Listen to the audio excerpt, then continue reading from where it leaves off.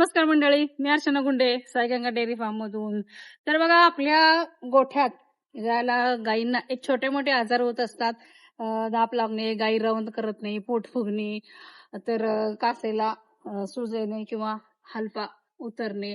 तर अशा वेळेला आपण ज्यावेळेला डॉक्टर यांनी यायला उशीर होत असेल किंवा रात्रीचं जर असं अचानक अडचण आली, जर गाय आजारी पडली आपली, तर सकाळी येऊपर्यंत आपण एक घरगुती छोटे छोटे उपाय करूया, जेणेकरून जास्त प्रमाण वाढण्यापेक्षा थोडक्यात गायीचा आजार हा आवरेल. त्याच्यासाठी घरगुती उपाय आपण मी सांगणार आहे, व्हिडिओ शेवटपर्यंत बघा.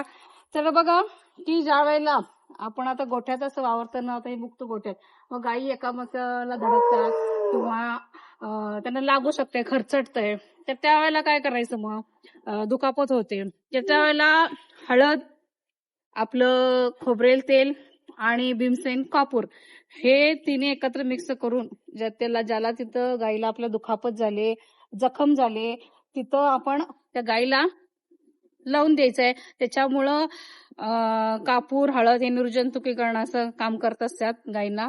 तर खरचटल्यावर हे कापूर, हळद लावा, तेल लावा. परत गाय आपली चारा खात नाही आणि रवंथ तिचं करायचं तर तिने थांबलं, तर त्यावेळेला काय करायचं?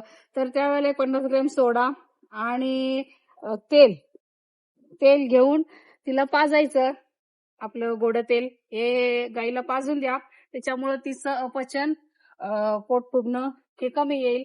आणि ज्यावेळेला मस्टटायचं तर भरपूर आपण सारखं मस्टडीच म्हणतोय, पण मस्टडीचं असं होतंय की ज्या वेळेला दूध आपलं थोडं खराब फाटायला लागले किंवा ह्याच्यातून, तर त्यावेळेला बघा, लिंबू एक 50 ग्रॅम सोडा घेऊन त्यात एक लिंबू पिळून एक 5 दिवस गाईला द्या.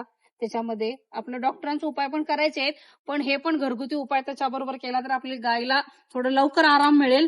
तर बघा, दूध फाटत असेल तर सोडा आणि लिंबू हा उपाय करून बघा.